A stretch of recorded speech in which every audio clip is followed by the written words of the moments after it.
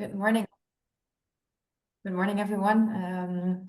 So as said by Arisa, I will give a short introduction on the aWISH project in general. So it's a Horizon Europe project. As Arisa already mentioned, aWISH stands for Animal Welfare Indicators at the Slaughterhouse. The project has a total budget of 8 million euros, divided.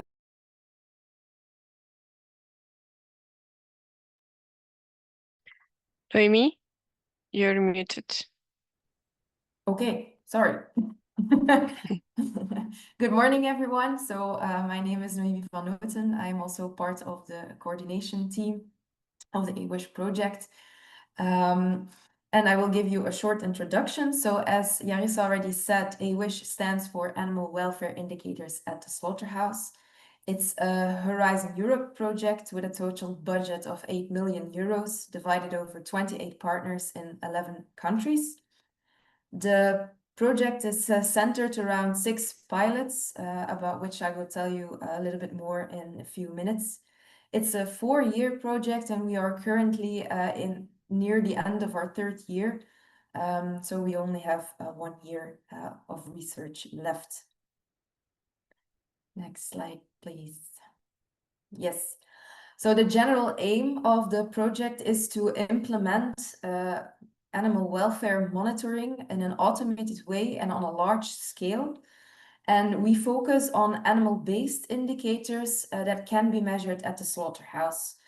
We measure at the slaughterhouse, but we have chosen those indicators that also give information about the production or the rearing phases before. So the rearing, the loading, and the transport of these animals. Next slide, please.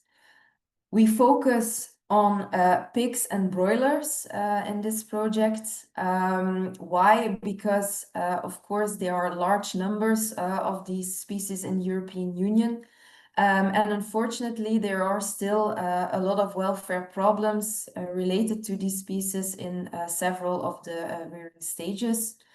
Moreover, they have a quite short rearing period, which means that we have a limited monitoring time, that we can have a fast corrective actions once implemented. And of course, we focus on these 2 species, but there is an option to adopt and expand the findings of the project to other animals, for instance, to ruminants. Why do we measure at the slaughterhouse? Well, it is a centralized way, so all the animals come together there. So both for biosecurity reasons and practical reasons, it's quite easy to measure there. So there we can gather a large amount of data. And we complement the sensor data from the project with some routine data that is already gathered in these slaughterhouses. But we also perform some on-farm measurements and some measurements during transport to cover the whole chain. So some of the specific objectives of the project, it's a very overwhelming slide, but follow me through the numbers. So we will start with number 1, which is the animal welfare catalog. So during the project, we compiled an animal welfare catalog. This can be found on the project website already.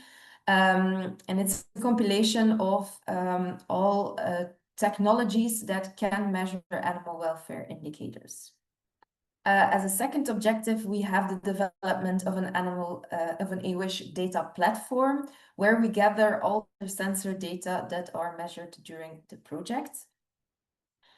As a third point, we also have general assessments of animal welfare, of course, and we try to identify what measures can improve this welfare using an intervention study, and also trying to identify risk and success factors at different levels. As a fourth point, there are best practice guides that are being developed. And finally, we will also do an impact assessment, the socio-economical aspect and environmental And we do this in close collaboration with different stakeholders along the production chain to have the maximum impact that we can have. As I mentioned before, the project is centered around 6 pilots. So a pilot consists of a slaughterhouse and a research institute that is helping them with the scientific part. There are 6 pilots in total, of which 4 pig pilots and 2 broiler pilots. The first pilot is in the Netherlands. Then we have another pig pilot in Spain. The 2 broiler pilots are in France and Poland. And then we have 2 second phase pig pilots. So they started a little bit later, and they will serve as a validation of the first 2 pig pilots, and they are situated in Austria and Serbia. So as an example, I will give a little bit more explanation with the first pilot, which is Vion in the Netherlands, and they are assisted by University of Utrecht in the Netherlands. You can go to the next slide. Thank you. And here we have an overview of the slaughter line and the sensor technologies that are used during the project. So there are 3 new technologies being implemented here. One for stress focalization in the larynx, immunoglobulin binding proteins that are being analyzed at the bleeding tray, and then the pig inspector measuring ear, tail, and skin lesions and tail length. And this is complemented with some existing data or existing sensors like the AI for animals, an autofom measuring meat quality, another tail length sensor, and a probe for back fat and muscle depth. This is an example of the setup of the Stremodo. So this is a sound sensor which hangs above the unloading zone and the larynx, and it identifies stress focalizations on batch level in these zones. Then we go to a picture of the pig inspector. So this one is it's a camera system measuring different things. So it identifies lesions on the ears, the tail, and the skin, and it also measures tail length. And these data are complemented, as I said, with some other technologies. So Vion already had a tail length sensor from another company up and running. And then they also have the AI for animals technology, which mainly focuses on human-animal interactions and identifies, for instance, also the use of an emergency stunner. So what results do we have so far? So as I mentioned before, we have the animal welfare catalog. So this is on our website. You can consult it as you want. It's an interactive PowerPoint presentation. So by clicking on whether you are interested in pigs or broilers, and then you can go further to different animal welfare indicators, you get a short description of what the indicator actually measures, and then you can see which technology are currently existing to measure these indicators. The catalog is updated every 6 months, so if new technologies appear, then it can be included. We, of course, developed some new sensors and algorithms during the project, so they are installed, developed, and also being validated in our 6 pilots. And in the next slides, there is an overview of all the new sensors and algorithms that are being developed. So for the pigs, we have 2 on-farm sensors, one measuring the barn climate and one performing automatic predictions of the weight of the pigs. Then in the slaughterhouse, we have the stress focalizations, as I mentioned before. There is a stunning effectiveness sensor. We have a tear staining sensor, the pig inspector, as I already explained. And then there is an additional sensor for lung and liver lesions. When in the broiler pilots, we have one on-farm sensor which measures individual broiler activity. There is one sensor that is put in the crates during transport, and that is used to build a heat stress model in order to predict whether the animals could be prone to heat stress in the conditions that are currently or in the current conditions as the climate is on that day. In the slaughterhouse, we have also one sensor for stress focalizations for broilers. In large, there is a hogburn sensor, one for footpad dermatitis, and then one identifying bruises, fractures, and scratches, so the catch damage. As a third point, as I also already mentioned, we have a data platform. This data platform was especially developed for this project, and it contains visualizations as a feedback mechanism. On the next slide, you have an example of what these visualizations could look like. I think this is one for the hogburns of the broilers. So stakeholders or actors in the chain have permission to see data from their own batches or their own flocks. And there is a benchmark where they are benchmarked across their own region or across all the flocks of the same species. So in this way, we want to inform all the actors in the chain and hope to get a positive influence on animal welfare. On this data platform, there is also a link to the best practice guides, and I think that's the next on the next point on the slides. So, and these best practice guides are already developed in a first version. They are also on our website for your consultation, but we will implement or refine them further, and a final version will be available by the end of the project. And last but not least, we also performed some socioeconomic analysis. So there were in-depth interviews with stakeholders from the livestock sector, and there was a large consumer survey performed to see where are the constraints or where are the facilitators to implement animal welfare improving initiatives. Of course, we still have one project here to come. So what is still to be done? We will organize some more webinars and workshops. Within each pilot, we have 20 focus companies with which we work together very intensively. So these companies will be further trained and tested during the last year.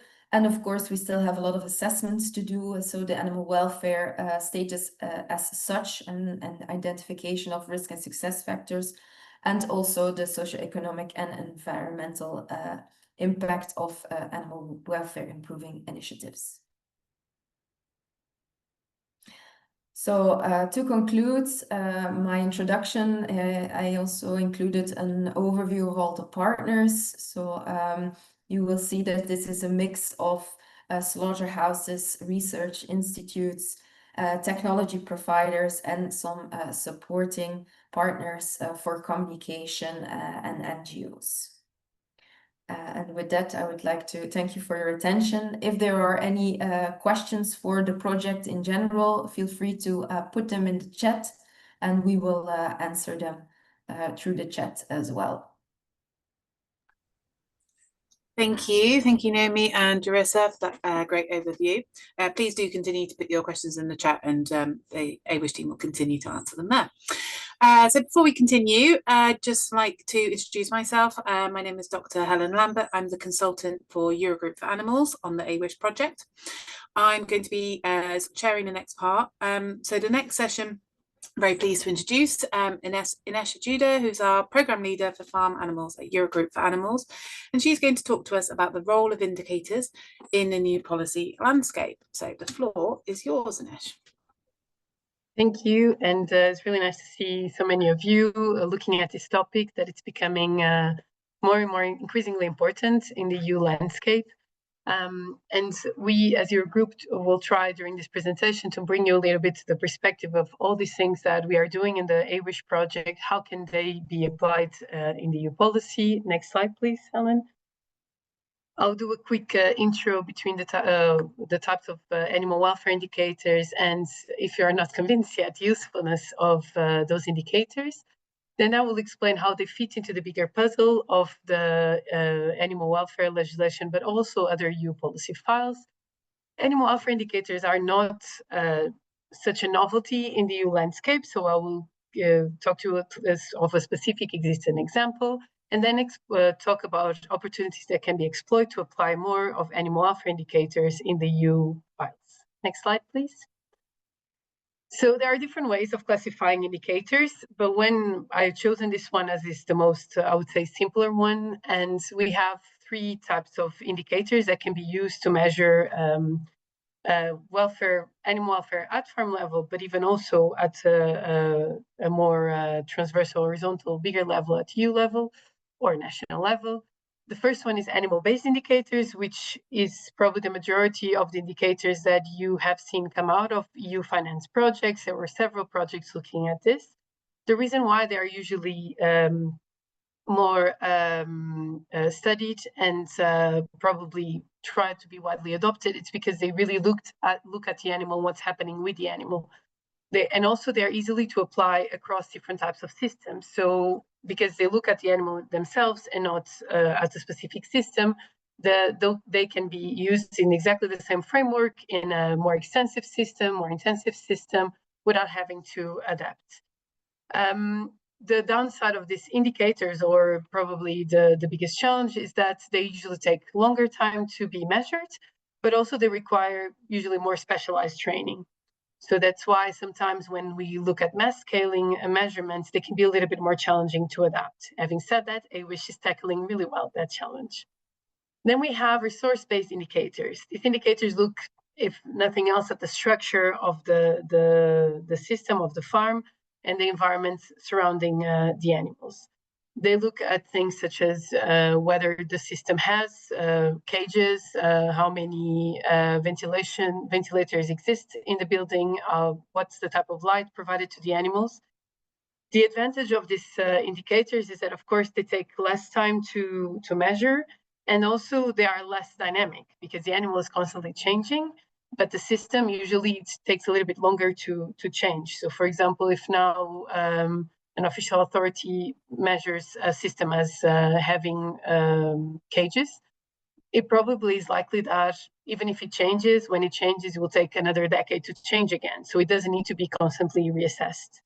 On the other hand, they are considered usually less precise because they are not measuring the animal themselves. They are measuring a system that can then impact the animal in a certain way and lead to a certain outcome.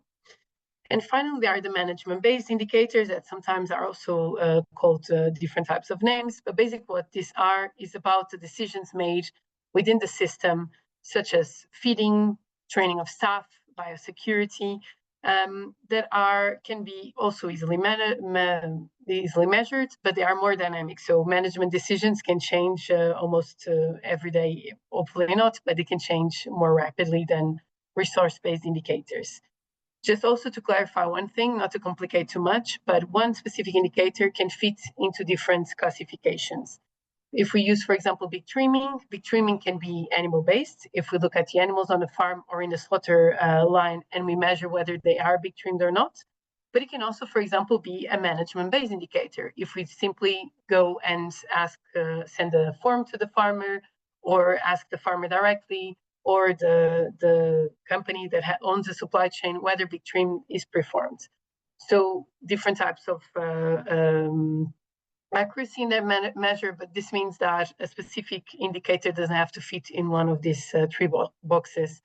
But the way they are measured, yes. Next slide, please. So why are they useful? We briefly touched upon already. Of course, in the aWISH project is all about the usefulness of these indicators, and it's why it exists. But of course, it helps to track and improve animal welfare. They are evidence-based, they are heavily studied, as we are doing in this project, and they can highlight the problems that exist, but also highlight things that are going well. How do they, and of course, and they can support better policy. They inform decisions for the future in the sense of, for example, there is now a EU policy being applied, and we can measure whether it's working or not, and then decide how to apply it or how to change it for the future. It can also help to see what's happening now, in the sense that it can help see if it's being well implemented and whether something needs to be changed in terms of its implementation. It can also help track progresses across member states, so they know, for example, since the implementation of a certain legislation until now, how is the animal welfare progressing, and it can help especially national authorities and other types of inspectors assess the farm and also have conversations about that assessment. So, for example, if they want to say to have a conversation with the farmer to say this certain legislation is not being applied, they can use indicators as the proof and to demonstrate how it can be better applied, or it should be better applied, and also help with a follow-up. So if that farm has to be assessed again, they can compare between what they've collected before with indicators and afterwards. Next slide, please. Having said that, indicators are a very useful tool, but are not the entire solution. There are certain systems and practices that are incompatible with a good level of welfare. And this is backed up, of course, by several scientific papers. And these practices or systems such as cages, fast growing broiler breeds, mutilations, are already proven that are not compatible with good welfare. So there is no point of using indicators to measure this because the result is going to be always the same. So what is important is to set a strong legal standard, minimum standard, that bans these practices and sets minimum standards such as a space, enrichment, breed types, and so on. And then once those minimum standards are in place, animal welfare indicators should help measure where those standards are being exploited to the maximum. Because of course, even in systems that are higher animal welfare, such as, for example, free-range systems, things can go wrong. So it's important to keep measuring to see whether the potential of that system is being exploited to the max. And this is where animal welfare indicators should come in. Next slide, please. So looking at opportunities to integrate indicators in the EU legislation, we picked some examples. I'm not saying this is an extensive list because I'm sure there are more. But of course, in legislations that are dedicated to measure to make sure that animals are protected and healthy, such as the EU Official Controls Regulation, Veterinary Controls Regulation, and the Animal Welfare Legislation, are of course the prime time for animal welfare indicators. But there are other files that also can benefit from using animal welfare indicators. For example, in the Common Agriculture Policy, to help the conditionality of subsidies, the conditionality of the legislation, but also the attribution of subsidies can be quite useful. Also, when import regulations or criteria come into place, the animal welfare indicators can help WTO compatibility. And finally, this is of course been going for several terms, but in this term on the Commission is even stronger. The digitalization shouldn't always integrate animal welfare indicators when it comes to animal production. Because as we've seen, and we'll carry on seeing with the aWISH project, this is a very important move to make sure that these animal welfare indicators are usable at the EU level. Next slide, please. So just to give you an example of how already indicators are embedded in the EU policy. If we look at the broiler directive under the animal welfare law, there are already several requirements to record animal welfare indicators. For example, on the stocking density, there are derogations that are staggered. And as the producer increases or adopts a higher stocking density or asks for a license for higher stocking density, they have to increase the number of animal welfare indicators that they keep records on farm, such as, for example, mortality, breeds, number of animals on the farm per the space that the farm has, ventilation, quality of air, and so on. And this is a good example to look at then of what else needs to happen for these animal welfare indicators being truly useful for EU policy. For example, we've seen that harmonization is a challenge. In 2017, the Commission has looked at the implementation of this broiler directive that also asked the member states about how they are using these animal welfare indicators under the broiler directive. And it was clear that harmonization, for example, was a challenge. Harmonization in the sense of which indicators were being actively implemented and used within the member state, but also which type of criteria were used to classify the indicator. Also, there are challenges with the ownership of data. Of course, this data needs to flow from the farm to the national authorities to eventually even centralize at EU level. And in between, there are other owners of the data, such as the slaughterhouse companies. So ownership of data is proven to be also a barrier that needs to be tackled in order to make the information flow.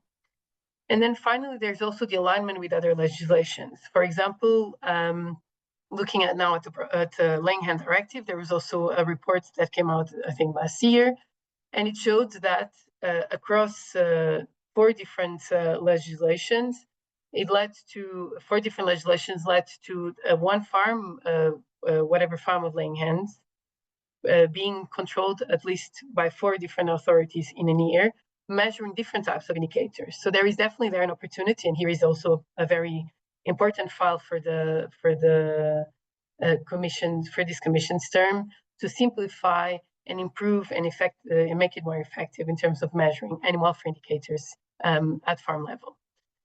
Next slide.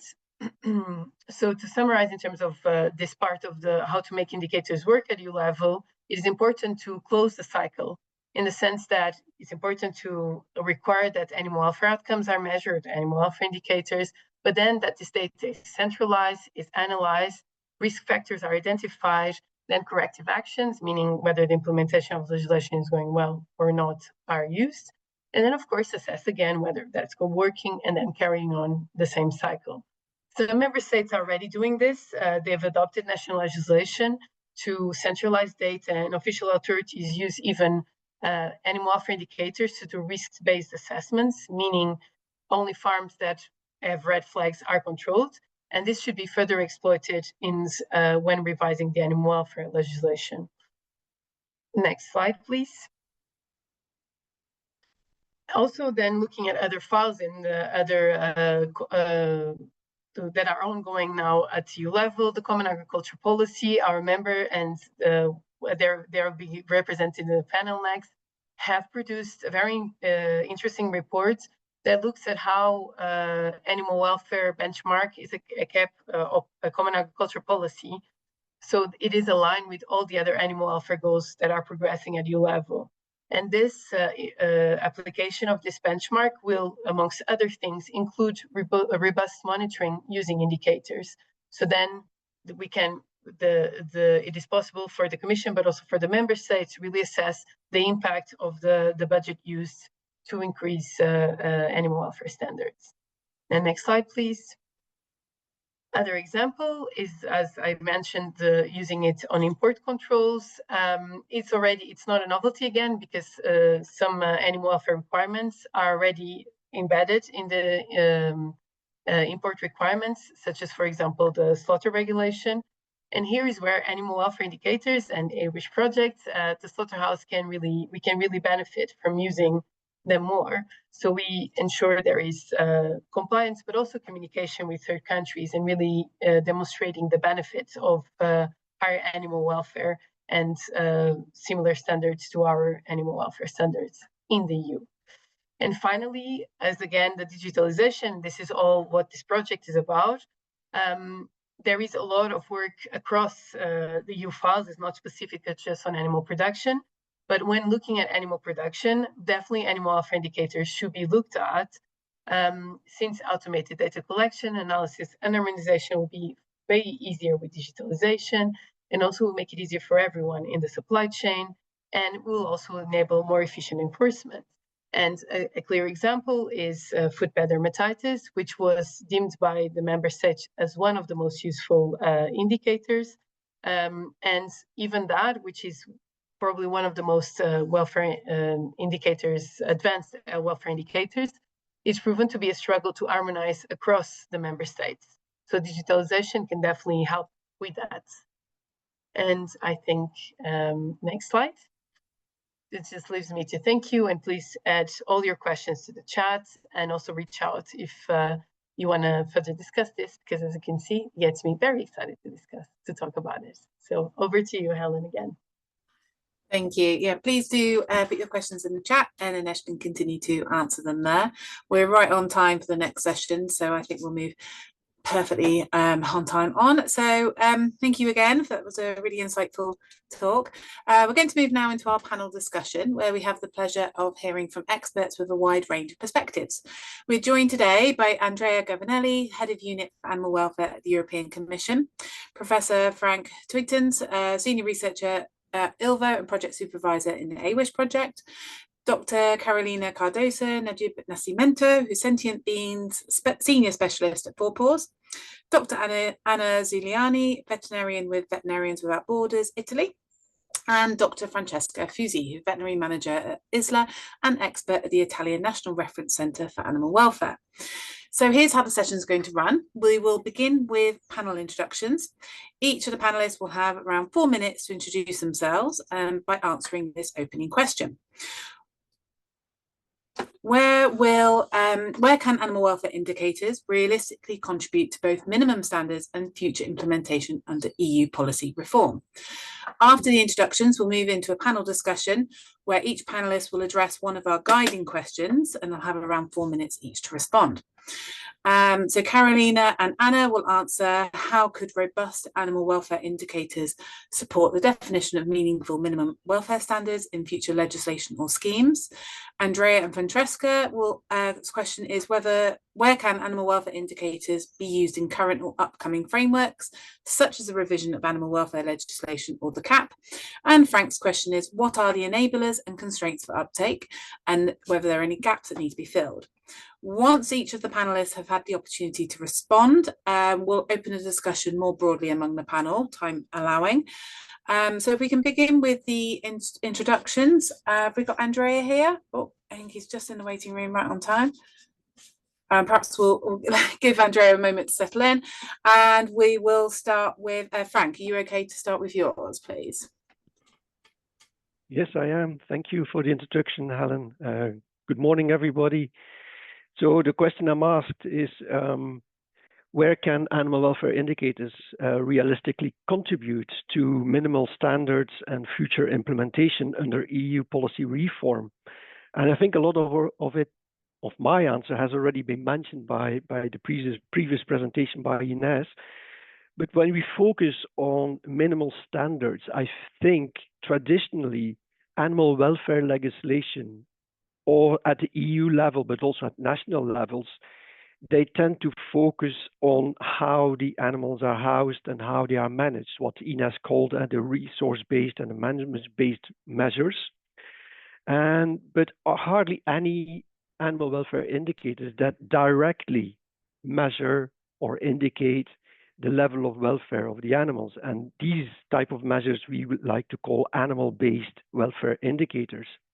There's some exceptions in EU law, for example, the broiler directive, the broiler chicken directive, which has some indicators, animal-based indicators, such as the percentage of mortality that is allowed, which has an influence on the stocking density that farmers can imply on their farms. The problem with such a very strong resource-based animal welfare legislation is, as Ines already says, it is possible to have very poor welfare in any type of housing system. So whatever the environment you keep the animals, the welfare can be very poor, or you can't exclude the possibility that the welfare of the animals is still very poor. A second problem with that type of legislation is once the criteria for the housing and for the management have been met, there's no further incentives for farmers and anyone involved with the handling of the animals to strive, to keep on striving, to do as well as possible within the constraints of the housing system. And there is a great scope or opportunity or need even to complement animal welfare legislation with animal-based indicators. And preferably, we should use iceberg indicators, so indicators that can reveal various and a great variety of underlying welfare problems. Examples of that already exist in various member states that, for example, have systematic monitoring of foot pad dermatitis in broiler chickens. And the result that we've seen from these member states is as soon as a systematic monitoring at slaughterhouses of foot pad dermatitis in broiler chickens is implemented, combined with a system of penalization and an encouragement farmers to do better to reduce the prevalence of foot pad dermatitis, it is very effective. Within a couple of years, you really see a trend of the prevalence of foot pad dermatitis going downwards. Regarding future implementation, I think we should not only, when we use animal welfare indicators, we shouldn't only think about whether minimum standards have been met and penalization, but maybe we can also start thinking about rewarding for those that have really good scores on animal welfare indicators. And for that, we probably would need an EU animal welfare label that allows farmers who invest more in better welfare also get a premium price for their product. I think it's also very important to have animal welfare indicators for evidence-based governance, as Ines already explained, and maybe also to incorporate in World Trade organizations and agreements.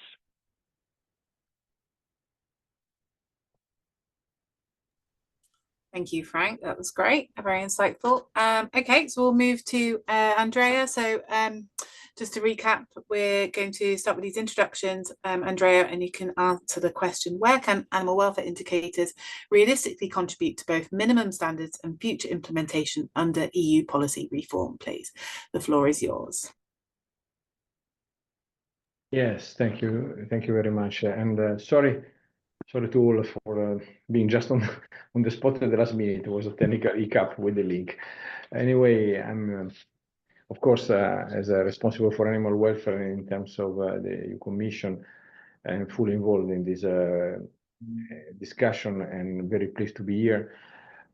Clear cut and in short, as an introduction, it's clear that the concept we are talking about is something that for policy making is becoming more and more pressing and in the need of being prioritized, as the fact that we have been seeing this approach of the indicator popping up in different areas in Europe, and definitely we have a problem of the first one is really the problem of the capacity to standardize and bring them to a common denominator and a benchmarking possibility at the EU level, because as an indicator and as having an internal market to run and referring to several implementing responsibilities by the member state, this level of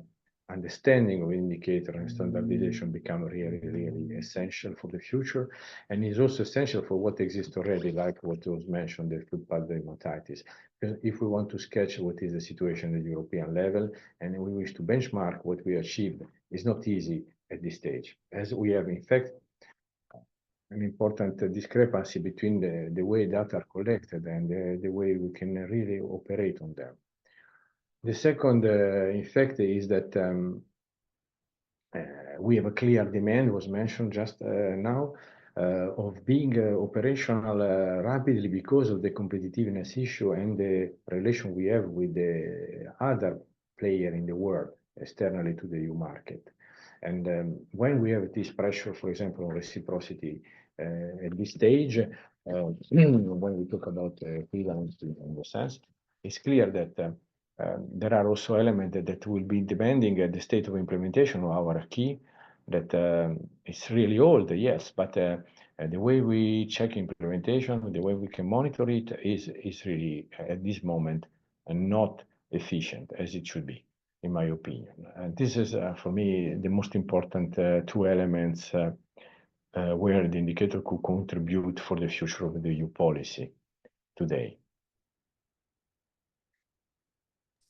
Thank you, Andrea. And I'd like to move on to Carolina. Carolina, the floor is yours. Thank you, Ellen. Thank you for the question. Good morning, everyone. Yeah, I think this very good discussion. Thank you for inviting me for the panel. I think it will be the nice way to end the weekend with this discussion. And related to your question, as the Professor Frank, Ines, and Andrea are saying, animal welfare indicators can contribute to EU policy reform to various approaches. And whether they are animal-based indicators, resource-based, managed-based indicators, as Ines explained, but it's undeniable that animal-based indicators can be more valuable because they tell us how the animals really are, how the animals themselves are actually doing, regardless the system that they are kept in. For example, we have in Europe we know that the housing systems vary a lot in Europe. And the only constant in this element, in this equation, is the animal. So makes sense that we look for them instead to look for the structure. And of course, that traditional and resource-based indicators such as space allows, line levels, and floor typing remain important, and we know that, but they do not always guarantee good welfare outcomes. So when we look for the indicators and how they can contribute, it's for the minimum standards. Indicators allow inspectors to verify compliance in a meaningful way. For example, with body condition scores, with lemons prevalence to feather conditions that can reveal chronic welfare problems that environmental specification alone cannot detect. For implementation and enforcement, they give authorities a science-based tool that works across different systems and countries. This helps to harmonize enforcement and reduce the risk that the legal requirements are interpreted differently across the member states. And also to contribute for future scams, whether they are eco-scams or a welfare label, indicators can provide a bridge between the baseline compliance and the incentivized improvement. And they allow progressive farmers to demonstrate the higher outcomes without prescribing a single pathway to get there. So the indicators both can contribute both to ensurance the baseline is respected and to create a framework to future ambitions, as Professor Frank said, and promote a continuous improvement to the animal's life. Because at the end, we are talking about living beings, and this improvement should be continuous and go on and go on ever that is needed. Thank you. Thank you, Carolina. That was very interesting. Anna, I'd like to move over to you. The floor is yours.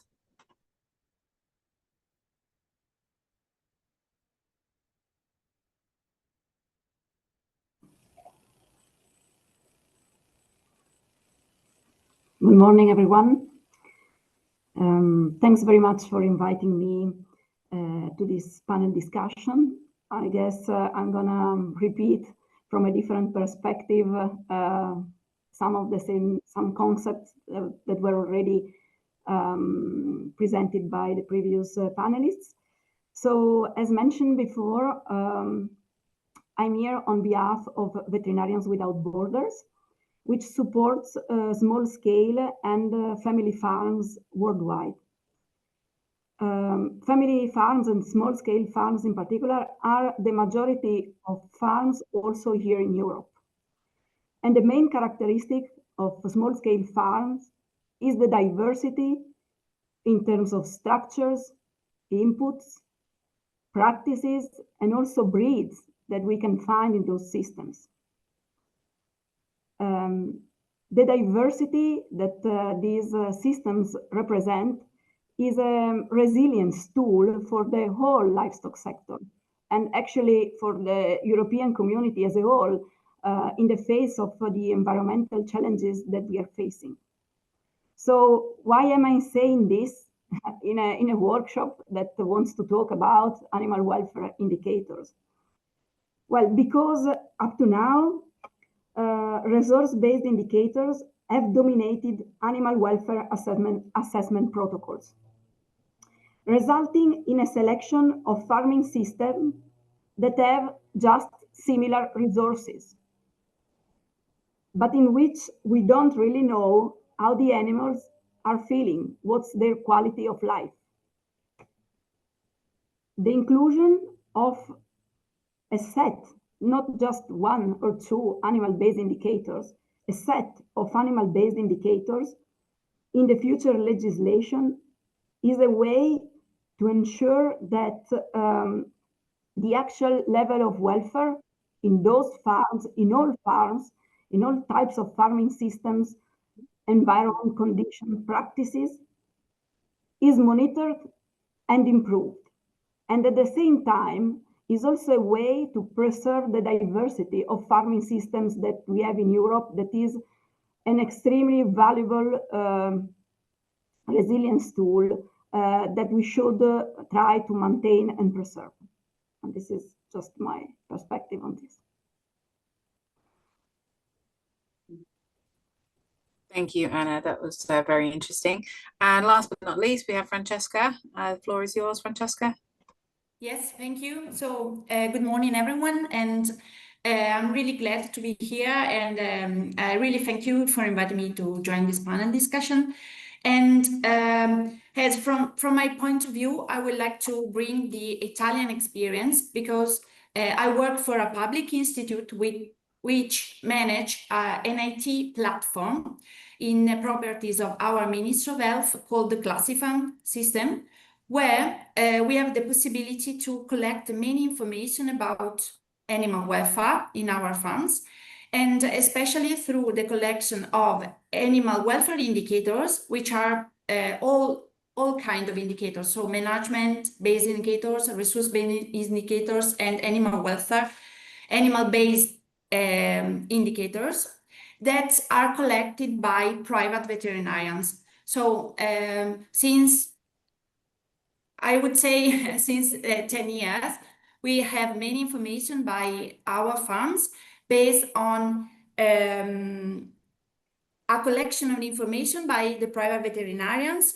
that can use tools that my institute have developed in accordance with our Ministry of Health.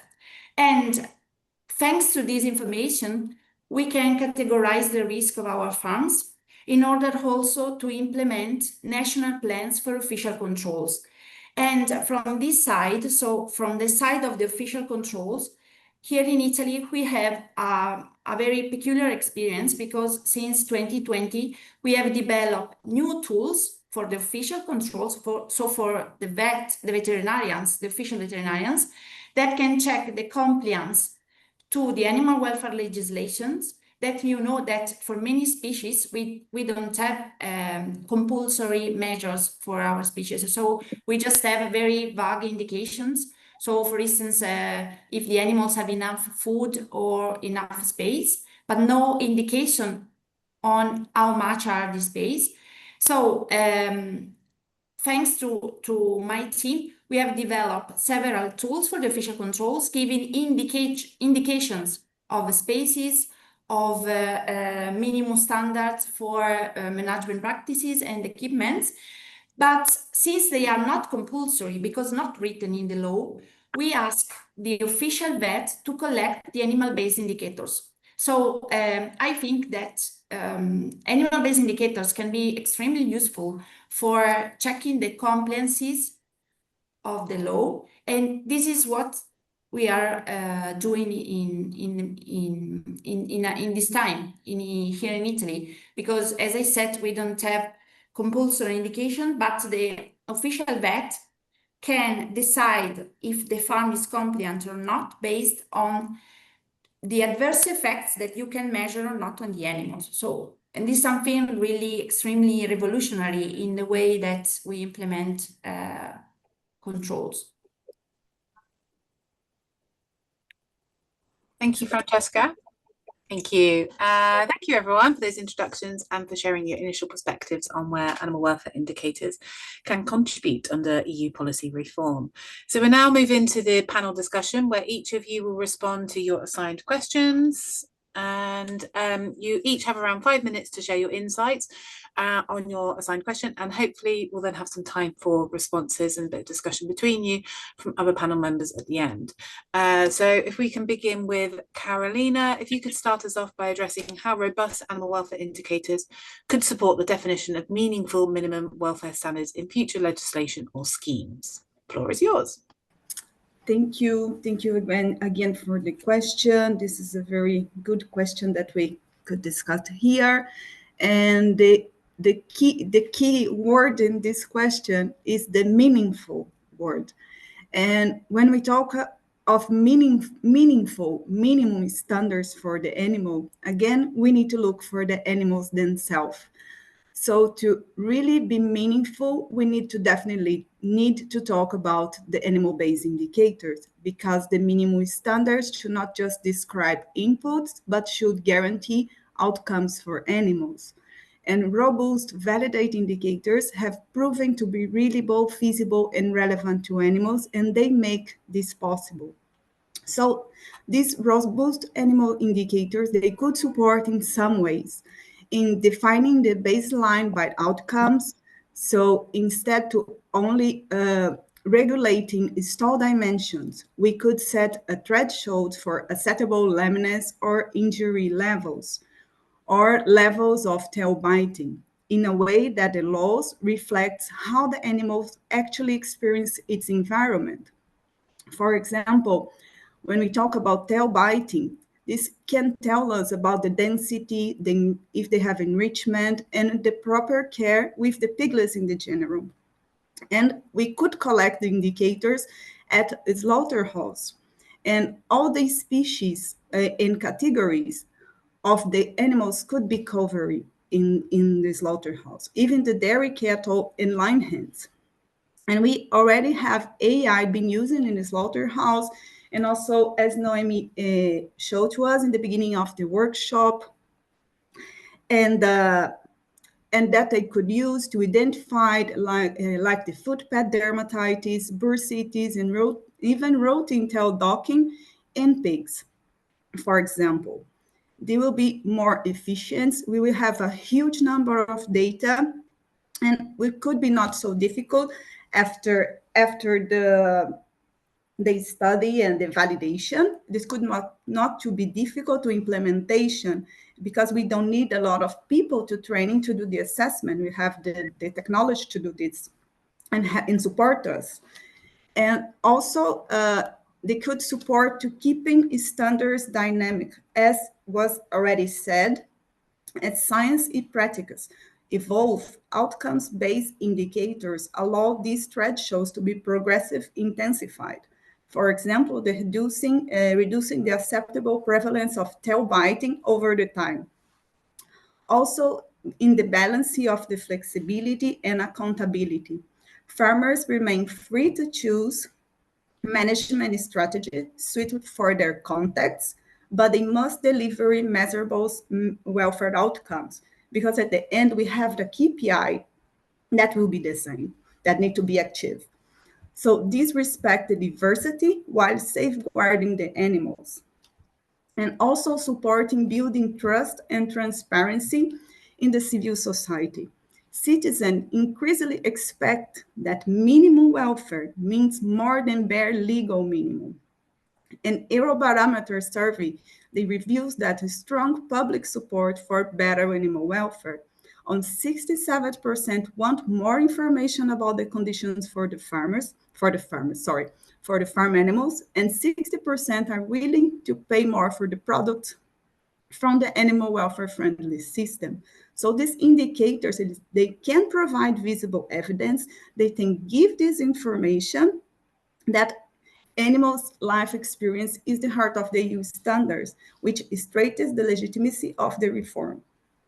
So just to end, the robust animal-based indicator can transform the EU minimum standards from static input focus rules into living safeguard that truly protect animals while supporting fair implementation and progressive improvement. And without these robust animal-based indicators, we risk to having standards that look very good on the paper, but fail to protect and improve the quality of the animals. I think it's that. Thank you. Thank you, Carolina, for that insight. Okay, so Anna, could you now share your perspective on the same question, please? Thanks again. It's a very interesting question, and it's nice that Carolina has finished a speech talking about the concept of robustness, and I would like to start from there in answering this question. And I am sure that the concept of robustness will be discussed in a very more traditional fashion by other panelists. But again, I am wondering how resource-based measures have been considered robust in defining animal welfare up to this point. They are certainly objective, repeatable, reliable, but they are not really telling us the quality of life of the animals we want really to protect. The integration of a set, and again, I'm stressing the concept of a set of negative, such as negative animal-based indicators, such as the food dermatitis that we were talking in the previous speeches, as well as positive welfare indicators, meaning that we are actually looking at the physiological, behavioral, and also emotional needs of the animals, is certainly going to be a step forward towards the achievement of minimum, but also minimum and meaningful welfare standards in the EU. Welfare is not just absence of pain, absence of disease, is the chance to meet behavioral and emotional needs, to experience positive conditions. And with just resource-based indicators, we are not really talking about animal welfare.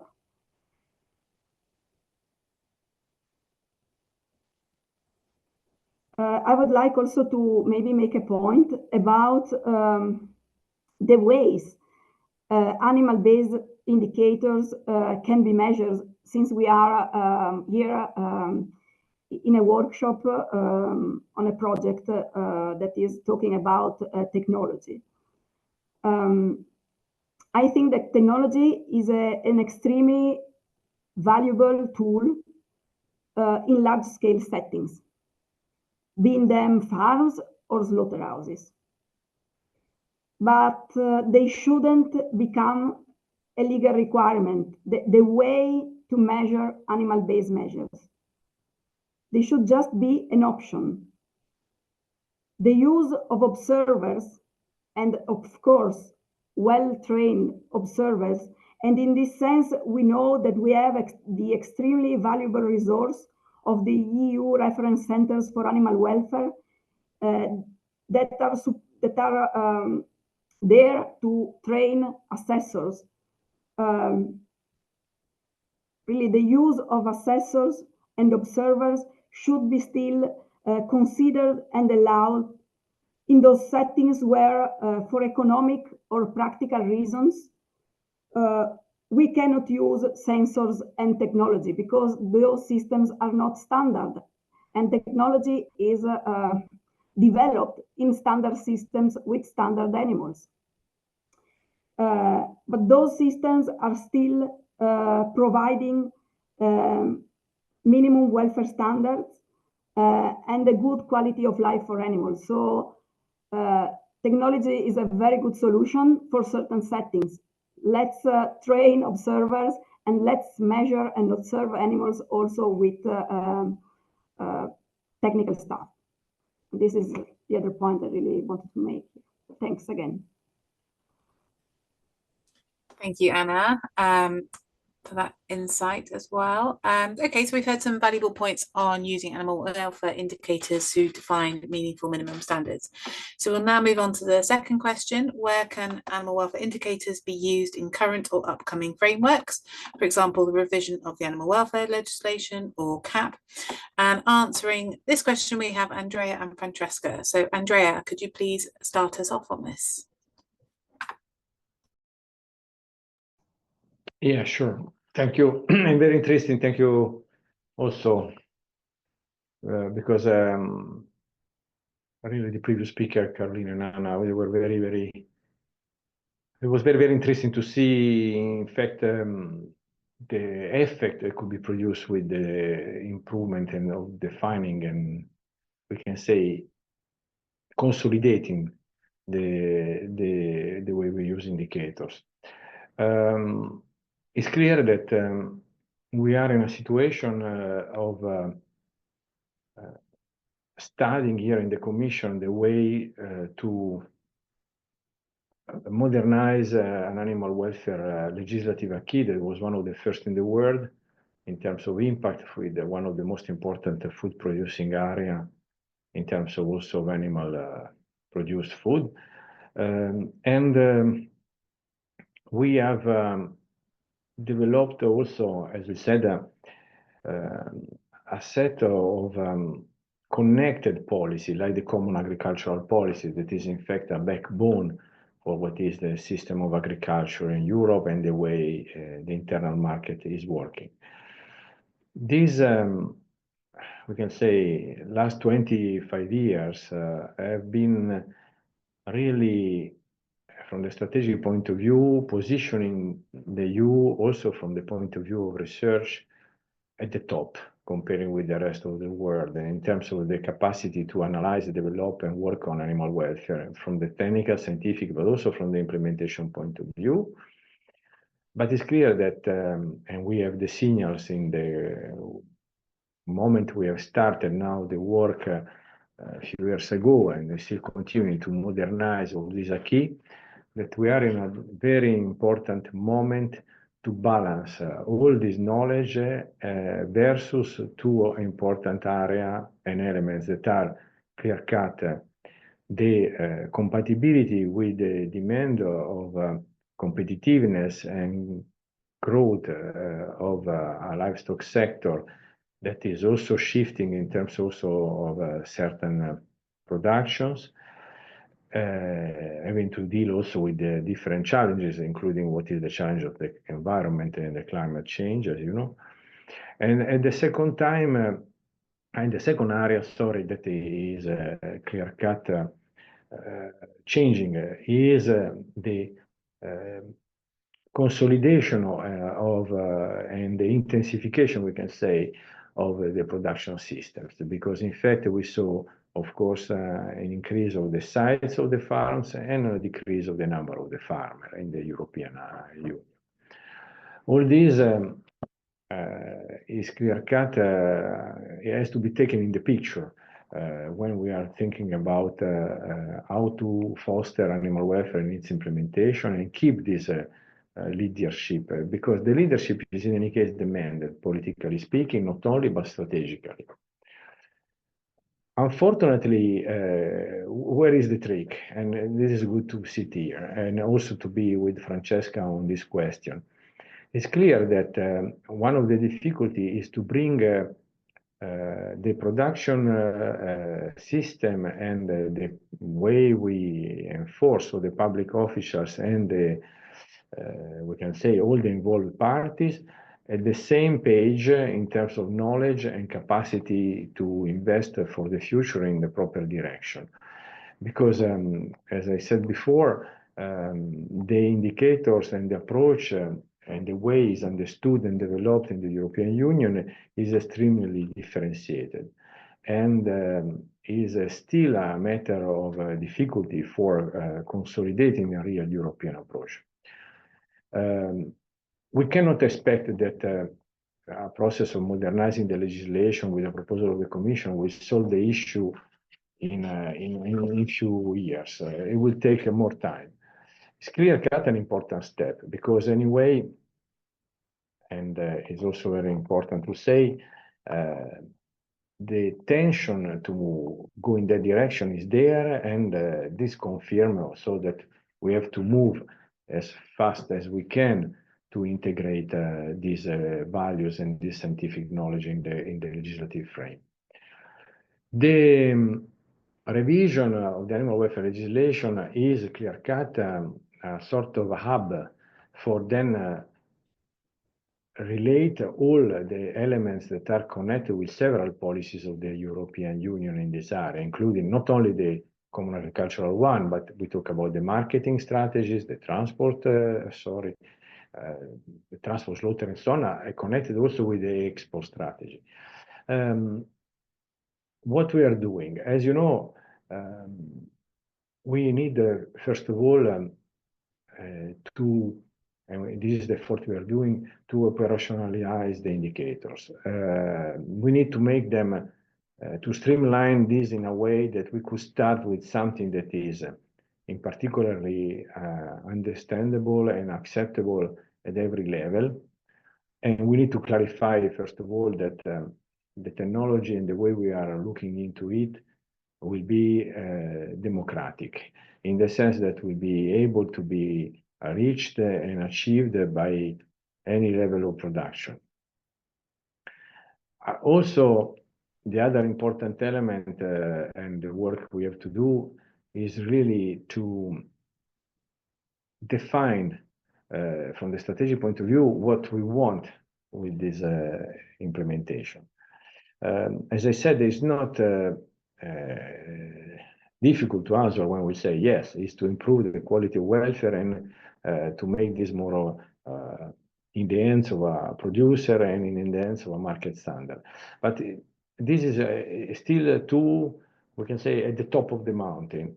We have really to go down in this and to make it really visible in the everyday life. This is why also this project is, of course, very important. The intention is also, in fact, and I mentioned here a concept that is, and Francesco will come surely to it, is also to aggregate the experience of the member state, because a member state have started work in different level, in different with different approach. But it's clear we have to find the capacity to integrate all this in a way that we can gain time and speed up this process. The element is also to collect as much as we can data, and this will happen in the next year, on where are we and what we can be and what are the plan of the future of the different approaches in the member state. So practically, we are quite optimistic in the sense that we have a lot to do, but clearly we see, and with the experiment and the reality are demonstrating that is people in the business, stakeholders, are understanding the value of this. And so this is already an important step up. For this, I conclude with the last bit is then an important leading role that we have played globally. WOA, for example, with this animal-based indicator, has been forefront as an international organization to bring knowledge and to develop connection and also technical and scientific level with countries in South America as in Asia. We have to keep on that and reinforce this community, because clear-cut, The demand to connect this with the concept of trade is strong for several reasons. One is the competitiveness of the EU, clear cut.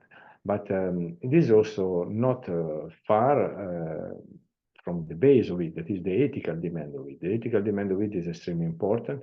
EU citizens are demanding that what is also the welfare outside the EU for what they buy is in fact something that reflects the standards we have in the EU. So it's clear that it's a question of the quality of the life of an animal here or whatsoever in the world, and it's a legitimate demand, as we know. So for this, I conclude. I know that there was so much, and probably, but we're in full speed of this process. The appointment for the possible revision and the proposal is the end of 2026, so more or less 1 year from now, and is an historical important target and appointment for all of us. Thank you very much. Thank you, Andrea, for outlining that perspective. Francesca, if you could please share your thoughts on the use of indicators in the current or upcoming frameworks, please. Yes, thank you. Well, I just would like to say that animal welfare indicators can be used in our current and upcoming frameworks, in particular when they can be actually collected, so measured, collected, and analyzed and monitored during the time. And I say that again based on our experience, because having the possibility to collect many information on the field and to have them in a national platform, we can analyze all the results about animal welfare indicators and to see how during the time this can be implemented. And based on that output that we have at farm level, we have many regions in our country that have already decided to implement new CAP funding rules based on the animal welfare results that actually we have in our classifying system. And I guess that it's an actual way to implement animal welfare through an incentive policy that competent authority can decide to use. So this is a very strong possibility to implement animal welfare in waiting for the new legislation, but based on the possibility to monitoring how the welfare level of animals is implementing, you can refund the farmers. And this is one of our experience. On the other side, as a new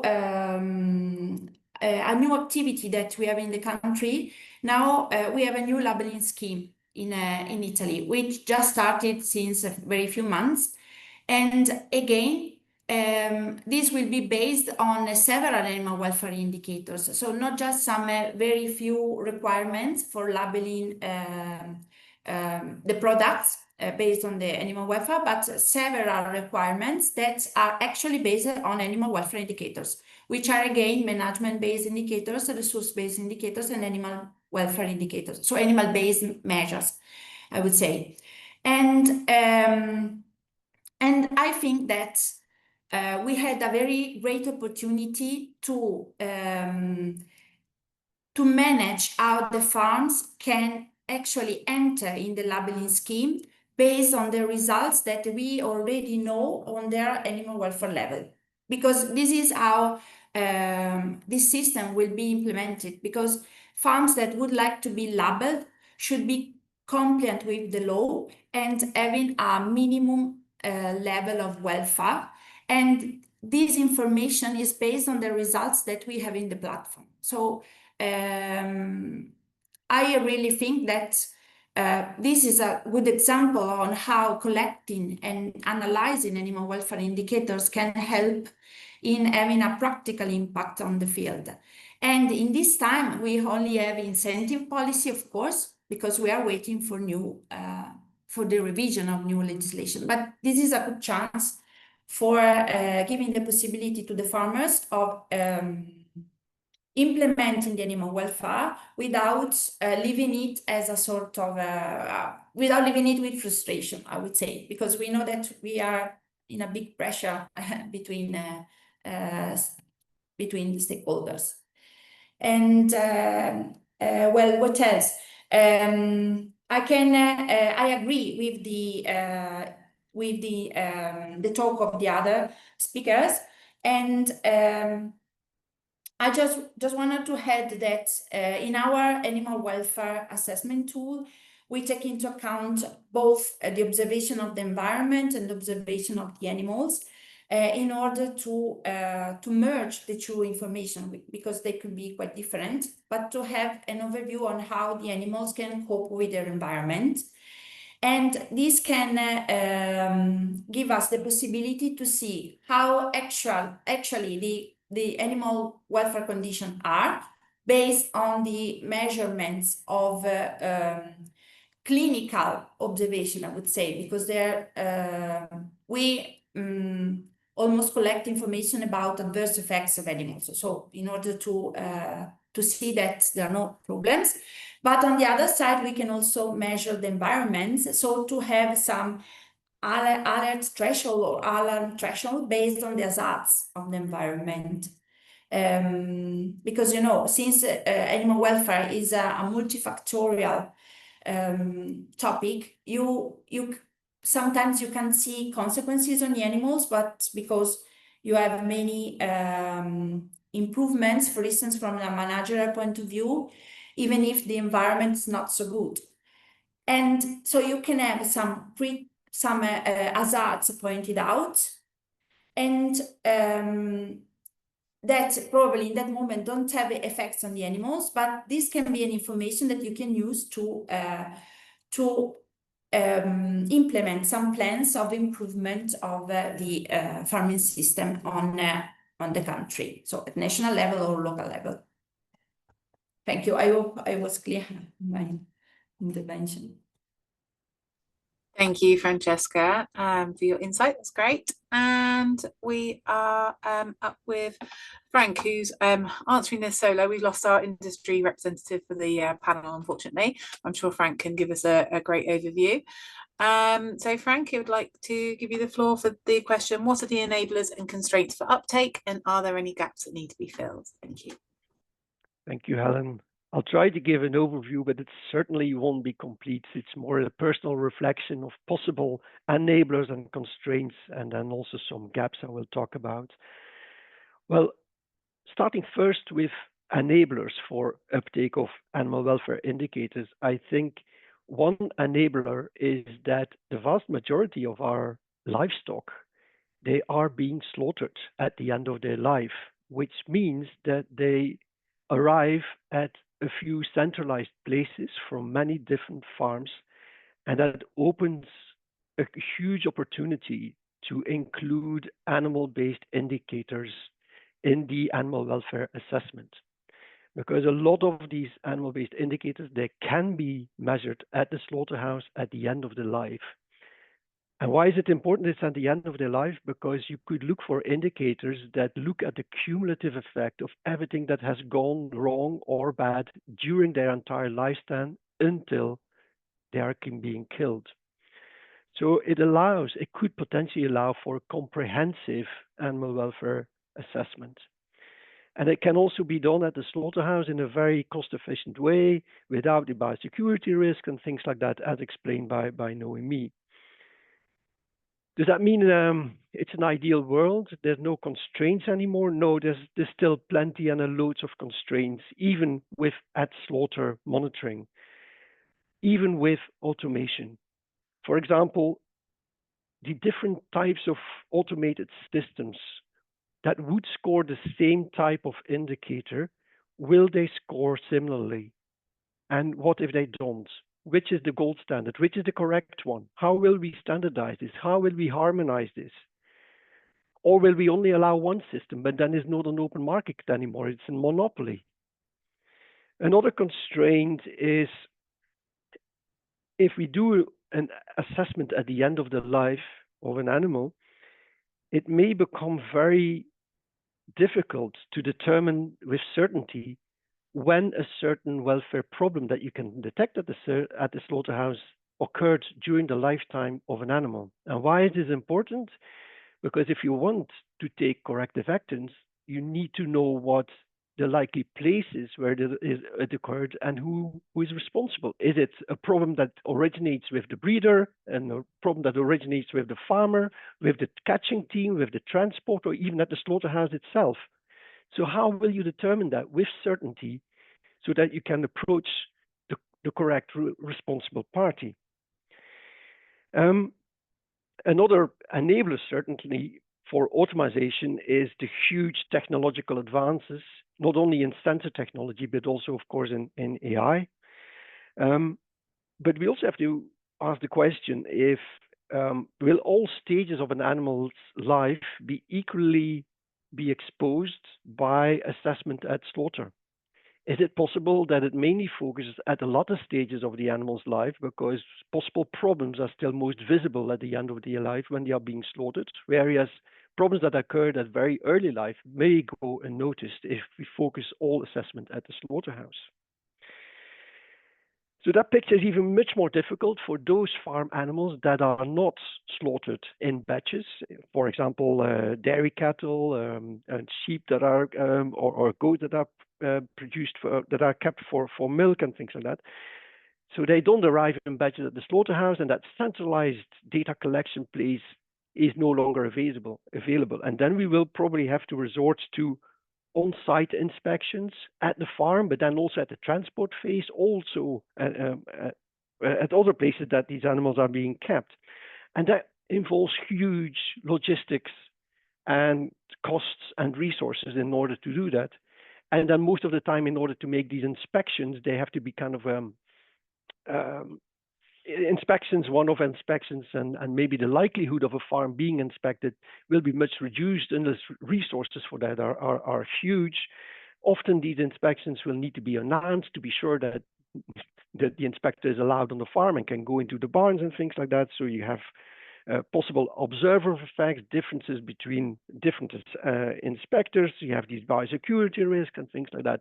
So that complicates things a lot, even with the possibility of including technology to assist the inspector with manual observations.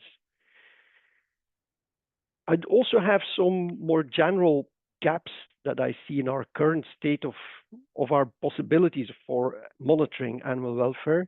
And maybe I should rather call them challenges instead of gaps. And one of the important challenges that I see is that in my definition of animal welfare, really concerns primarily is how the animal feels, how the animal experiences its own quality of life. But are we really measuring this with the set of indicators that we are using at the moment? I think we tend to focus most on the physical integrity of the animal. Has it got lesions? Is it lame? Are the hoofs all right? But that's not a direct measure of how the animal feels. And so we still have a long way to go. And there's a danger with automation and sensor technology that we tend to focus on the measurable rather than the meaningful. And there's a huge challenge there, I think. Another challenge that I see has to do with communication and social sciences to the consumer and the market uptake. For any animal welfare label to be successful, it has to resonate with consumers. They have to be prepared to pay a premium price for better welfare products.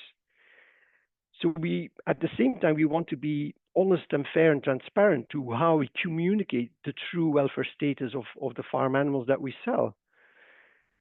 But there's a huge possibility of friction there between being honest and trying to market your products. So how honest can we market our products? Even if we know that the consumer often prefers not to know exactly what happened to the animal behind the meat that is being bought. So do we reveal everything, even if the consumer doesn't want to know, and even if the livestock sector would prefer the consumer not to know because it would or could impact their sales? And of course, that has hardly been mentioned today.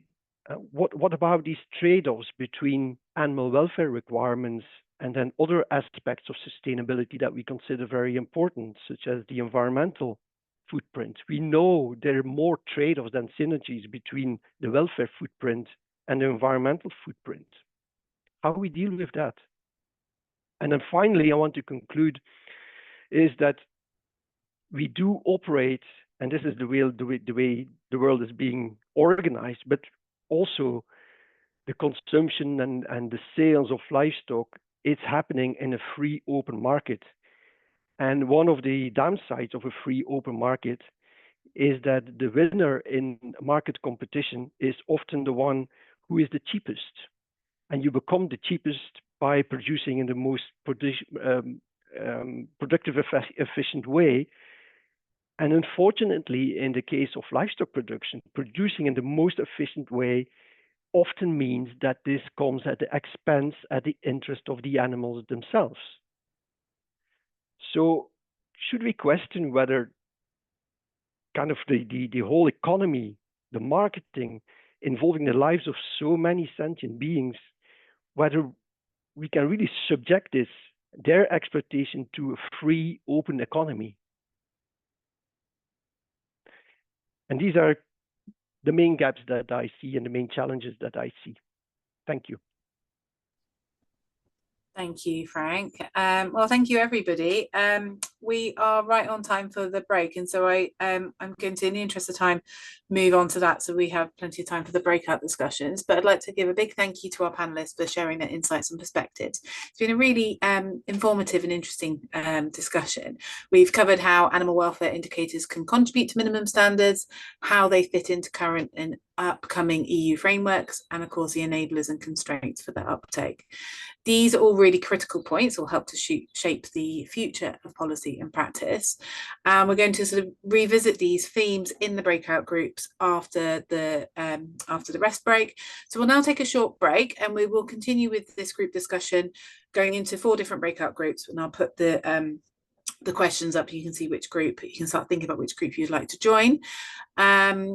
And that's in the session Translating Evidence into Policy Uptake. So if you could all please be back at 11:45 CET so we can resume on time, and then we'll start putting everybody into groups so we can choose the group you can go into. So thank you very much, and I shall put up the questions so you can start thinking about that. I'll see you in just under 15 minutes. Thank you, everyone. Still, automated systems do offer big advantages, especially in slaughterhouses, where they can give us insights into welfare earlier in the chain and cover, obviously, large number of animals coming through. Another major challenge is around all of this is how we can align diverse production systems across the EU with enforcement mechanisms, and Andrea talked about this a lot. There's obviously a clear need for streamlined indicators that are simple and understandable and acceptable at all levels, whether that's at member state level or the difference at the farm system level. If we can benchmark these effectively across member states, then indicators can become the backbone of fair, enforceable and future-proof animal welfare policy. Finally, there was a recognition that more clarity is needed in EU policy and that projects like aWISH can continue contributing to that process. So just like to also add some sort of final thoughts and a bit of a policy ask in terms of what we're talking about before we go into the breakout groups summaries. So one of the main takeaways hopefully you have from today is that animal welfare indicators are valuable tools. Indicators give us a way to measure animal welfare outcomes consistently and objectively. They help bridge science and policy, turning evidence into something that's concrete that can guide action, but they do not replace the need for legal reform. Indicators can only be powerful if they sit on top of strong legal requirements. Without higher minimum standards, indicators risk monitoring poor practices rather than driving improvement. And a policy priority is to raise those minimum legal standards. So the foundation needs to be a new baseline that reflects current science, current higher welfare practices, and societal expectations. Indicators then become the mechanism to check whether those standards are really being met in practice. And we can use indicators to monitor, enforce, and improve, as they can support more effective enforcement, create transparency, and identify areas where welfare can improve over time. This makes animal welfare indicators useful not just for compliance, but also for continuous progress. And of course, we can embed them in legislation together with better standards. Indicators should be integrated directly into future welfare laws alongside updated minimum standards. Into the Common Agricultural Policy, the indicators could be tied to conditionality or incentives, linking public money to measurable welfare outcomes. And into import requirements, where indicators, using them here can ensure that imports respect the same welfare expectations as EU producers, creating a more level playing field. So thank you very much for your contributions in the breakout session. Hopefully we've now collected the key points from each group, and I'll share a summary of the insights with you. So bear with me one moment while I pull that up.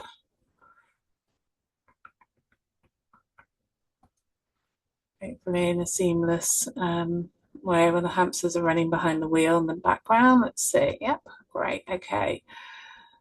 We have summaries. Fantastic. Right. Okay, so in group one, we talked about whether in which species or systems we already have robust animal welfare indicators that can be reliably used in legislation or schemes now.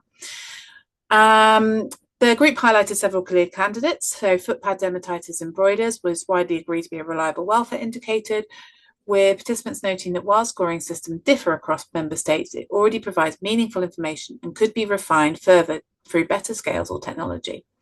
In pigs, tail length and lesions were also seen as informative, though there was discussion stressing the complexity of interpreting cause and effect, especially while comparing docked versus undocked systems.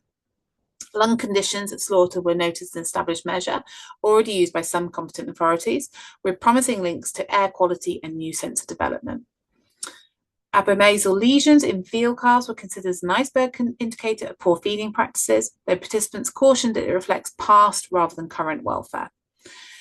For laying hens, keel bone fractures are highly relevant, but are challenged by scoring reliability and uncertainty about pain levels in different fracture types. Looking ahead, the group saw potential in vocalization monitoring, mental state assessment, and positive welfare indicators, though all require more validation. The key message was some animal-based indicators are ready for immediate policy use, while others represent important frontiers for EU welfare reform. The second question tackled in this group was where are the biggest gaps and what should the priority areas be for developing new indicators? On the question of the biggest gaps, the group agreed that assessing animals' mental states is the most pressing challenge, as we still lack reliable ways to measure pain, stress, and positive experiences through new technologies, such as vocalization monitoring, could open up important possibilities. And this was fraught with caveats, all of this, I must say. Participants also noticed some welfare problems, like stereotypic behaviours not being captured at slaughter, and the indicators should cover all life stages, including early development, where welfare risks often arise. In terms of priorities, the group emphasised two directions. First, to improve and standardise existing indicators across member states and schemes, reducing caveats and building confidence. Second, to expand beyond individual animals to the broader production system. Examples included the fate of male calves and chicks, or overlooked groups such as sows and boars. While there was some disagreement about whether these are ethical or strictly welfare issues, there was consensus that such realities affect consumer trust, particularly in labelling schemes. If labels fail to reflect these systematic aspects, public confidence and willingness to pay for higher welfare could be undermined. The takeaway is that EU policy should embed robust current indicators while prioritising mental state measures, life stage coverage, and transparency to sustain credible welfare reform. So in group two, they discuss what motivations or incentives would help industry and policymakers adopt indicators. So on the question of what motivations or incentives would help adoption, the group underlined that incentives must target the whole supply chain and not just farmers. Benchmarking systems were seen as a powerful motivator, especially when linked to rewards for high-performing farms. There are some examples in Germany and Italy that show that recognition and compensation for potential production losses can drive change. Financial incentives such as CAP support or other external funding were also mentioned as important levers. Beyond economics, industry actors increasingly want to demonstrate their concern for animal welfare, and indicators can help them market products with added value. However, participants noted that communication is key. Consumers need simple, credible signals of whether animals have had a good life, while acknowledging the inherent conflicts, for instance, between intact tails and lean meat, or between welfare and environmental objectives. For policymakers, the group stressed the importance of objective, high-quality data to support decisions, alongside awareness of public opinion. Yet, as the public is not always well informed, careful framing and transparency are essential to ensure legitimacy. I'm seeing lots of links between the discussions now around consumers' awareness. An additional note from another group was that participants emphasised that improving animal welfare is not only good for the animals themselves, but also benefits farmers, that long-term embedding in legislation is essential to avoid perceptions of excessive bureaucracy, and that public opinion and NGO advocacy play a critical role in influencing policy. The takeaway was that aligning economic incentives, credible communication, and robust evidence will be central to embedding animal-based indicators in EU policy. Second question that Group 2 had, question number 4, was how can science and policy be better communicated to communicate the added value of indicators? The group emphasised that communication must be tailored to the audience. For the general public, clarity and trust are essential, and labelling works well in some cases, such as eggs, but remains clear for other species and systems. For producers and policymakers, communication can be more detailed. Indicators must demonstrate not only scientific robustness, but also policy relevance. They need to be cost-effective, scalable, and practical to measure, requiring input from a broad range of stakeholders and ultimately political decisions on which indicators can be integrated. The group also highlighted the potential of automated measurement. Properly validated sensor-based systems could increase trust while reducing observer bias. However, validation, expert training of algorithms, and inter-observer reliability checks remain crucial. Key takeaway being effective communication of indicators will depend on combining simplicity and trust for consumers with technical robustness and policy relevance for decision makers. In Group 3, they talked about how can indicators be designed or used in ways that to ensure credibility and trust across science, policy, and industry. And they emphasised clarity, robustness, and practicality, with consensus around indicators being clearly defined, measurable, and reproducible, at unambiguous scales and transparent reporting. Stakeholder collaboration was highlighted as being essential, with policymakers, industry, NGOs, and scientists needing to agree on what animal welfare means, balancing the absence of pain and disease with broader needs, including positive welfare. Indicators should be actionable, allowing farmers to see practical steps and align with international standards like those of WOA. Participants also noticed the promise and challenges of automation, including digital tools being able to reduce observer bias and streamline data collection, but still requiring initial manual input and validation. On the question number 6, what partnerships or mechanisms could strengthen shared ownership of indicators? The group emphasised the importance of transparency, harmonisation and collaboration across all stakeholders. NGOs highlighted that independent organisations and EU-level oversight are needed to ensure credible data management rather than relying solely on industry willingness to share information. Industry participants underlined the need for practical solutions that respect data ownership with trust placed in local authorities and technical providers. Participants agreed that multi-stakeholder platforms are crucial, bringing together different groups to define welfare priorities and balance different values. Financial support, both public and private, was identified as a key enabler to harmonisation and implementation.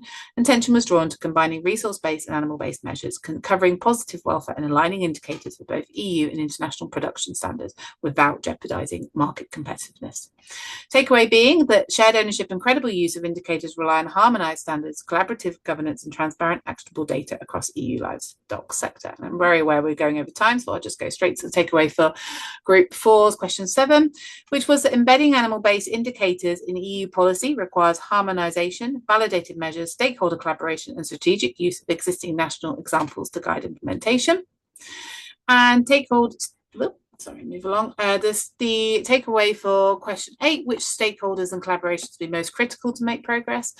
Progress was considered to rely on coordinated multi-actor collaborations that include farmers, retailers, associations, researchers, and policymakers, underpinned by clear legal definitions. And I'm sorry I had to rattle through that last one, but I'm very aware of time. So just like to thank everyone for the contributions, the breakout sessions and throughout today, and for your active participation. From the panel discussions to the breakout groups, we've had a really enriching conversation and discussion. We've had some great valuable insights and reflections that will hopefully help us shape the way forward. So to bring the session to a close, I'd like to hand over to aWISH team for Drissa, who will provide the final thank you and goodbye. So over to you, Drissa. Yes, thank you, Helen. So for everybody that wants to stay up to date with the aWISH project, if you go to the next slide, we have the expert panel. We have, of course, also our social media and LinkedIn page, etc. So everybody is welcome here to join our expert panel to stay up to date for the next workshops. There's, for example, early October, there is one planned on broiler transport. And later on next year, there will also follow ones on the value of slaughterhouse data for animal welfare labeling, on tail biting, on animal housing, etc. We also try to do some initiatives together with other projects to make it all more packed with information and most insightful. So finally, in my last slide, I want to thank the aWISH Consortium, of course, especially Helen and her colleagues at Eurogroup for Animals for organizing these workshops, and Sarah and the colleagues at Consulai for doing the practical organization, and the panelists for being here, and all of you for your attention and your contributions. So thanks, and hope to see you in one of our next workshops.